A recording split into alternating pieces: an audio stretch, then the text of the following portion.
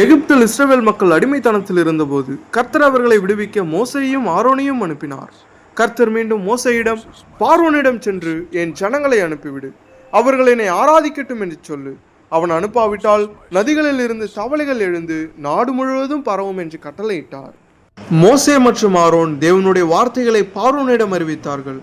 ஆனால் பார்வோன் அதை மறுத்தான். அதனால் ஆரோன் தனது கோலை நதிகளின் மேல் நீட்டிய போது நதிகளில் இருந்த தவளைகள் எகிப்து முழுவதும் பரவின.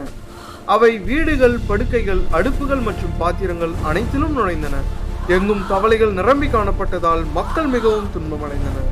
எகிப்தின் மந்திரவாதிகளும் தங்கள் மந்திரத்தால் தவளைகளை உண்டாக்கினார்கள். ஆனால் அவற்றை அகற்ற முடியவில்லை. இதனால் பார்வோன் மோசே மற்றும் ஆரோனை அழைத்து, கர்த்தரிடம் வேண்டுங்கள், இந்த தவளைகளை அகற்றுங்கள், நான் உங்கள் மக்களை அனுப்பிவிடுவேன் என்றான். மோசே, எப்பொழுது ஜெபிக்க வேண்டும் என்று நீயே சொல் என்றார்.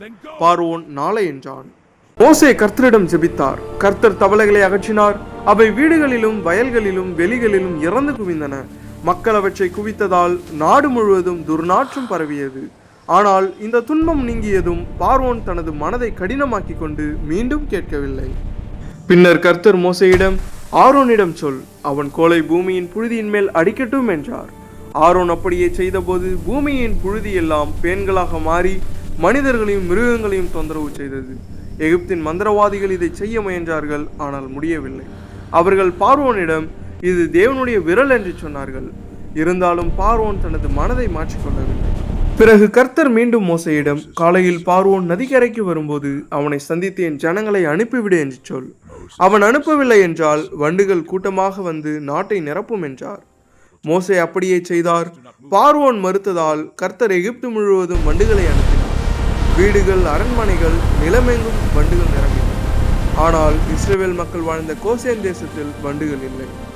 இதை கண்ட பார்வோன், நீங்கள் இங்கேயே உங்கள் தேவனை ஆராதியுங்கள் என்றான். ஆனால் மோசே, அது சரியல்ல, நாங்கள் வனாந்தரத்தில் போய் ஆராதிக்க வேண்டும் என்றார்.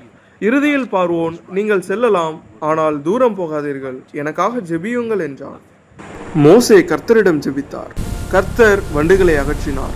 ஆனால் மீண்டும் பார்வோன் தனது மனதை கடினமாக்கி கொண்டு இஸ்ரவேல் மக்களை அனுப்ப மறுத்தான். இதயம் கடினமாயிருந்தால் துன்பம் கண்டிப்பாக வரும்.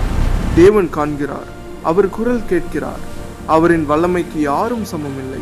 தம் ஜனங்களை அவர் நிச்சயம் காப்பார்.